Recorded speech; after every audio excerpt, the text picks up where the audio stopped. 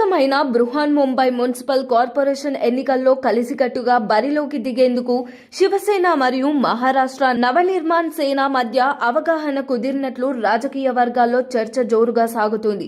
సోమవారం ముంబైలో మాతృశ్రీలో జరిగిన సుదీర్ఘ భేటీలో శివసేన అధినేత ఉద్ధవ్ ఠాకరే మరియు ఎంఎన్ఎస్ చీఫ్ రాజ్ ఠాకరే నేతృత్వంలో ఇరు పార్టీల నేతలు పాల్గొన్నారు.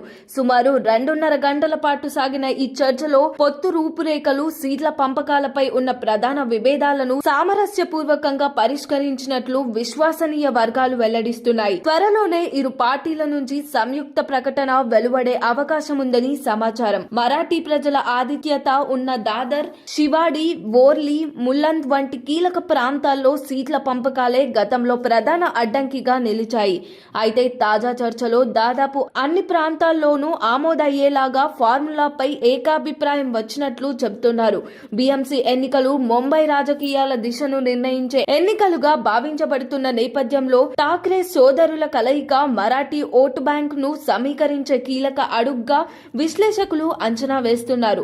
గతంలో విడిపోయిన రాజకీయ బాటలో నడిచిన ఈ రెండు పార్టీలు ఇప్పుడు మళ్లీ ఒకే వేదికపై రావడం నగర రాజకీయాల్లో కొత్త ఉత్సాహాన్ని తీసుకొచ్చిందని అంటున్నారు. ఇది ఇలా ఉండగా శివసేన, ఎంఎన్ఎస్ కలిసి ఇతర ప్రతిపక్ష శక్తులతోనూ సమన్వయం సాధించేందుకు ప్రయత్నాలు చేస్తున్నట్లు తెలుస్తుంది. ముఖ్యంగా శరద్ పవార్ నేతృత్వంలోని నేషనలిస్ట్ కాంగ్రెస్ పార్టీను కూడా పొత్తులోకి తీసుకురావాలనే అంశంపై చర్చలు సాగుతున్నట్లు సమాచారం.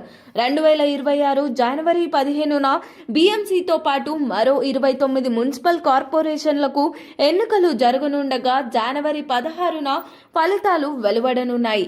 ఈ నేపథ్యంలో ఠాక్రే సోదరుల సమైక్యత బీఎంసీ ఎన్నికల ఫలితాలపై ఎంత ప్రభావం చూపుతుందన్న ఆసక్తి రాజకీయ వర్గాల్లో మరింత పెరుగుతుంది. మరి దీనిపైన మీ అభిప్రాయం ఏంటో కామెంట్ చేయండి. మరిన్ని న్యూస్ అప్డేట్స్ కోసం చూస్తూనే ఉండండి RLR టీవీ.